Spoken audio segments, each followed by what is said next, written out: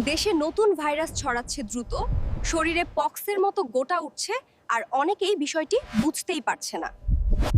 এই ভাইরাসের ভুল চিকিৎসা বিপদ ডেকে আনে, তাই লক্ষণ দেখা দিলে দেরি না করে সতর্ক হওয়া প্রয়োজন।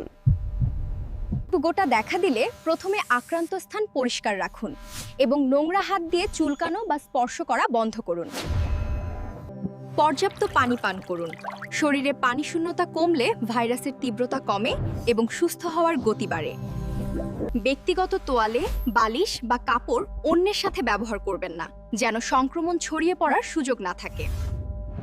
পুষ্টিকর খাবার যেমন ফল, ডিম, শাকসবজি গ্রহণ করলে রোগ প্রতিরোধ ক্ষমতা বাড়ে এবং শরীর দ্রুত ভাইরাস প্রতিরোধ করে। অবশ্যই চিকিৎসকের পরামর্শ নিন, যাতে সঠিক পরীক্ষা করে প্রয়োজনীয় চিকিৎসা পাওয়া যায়। নিজে নিরাপদ থাকুন এবং পরিবারকেও সতর্ক করুন।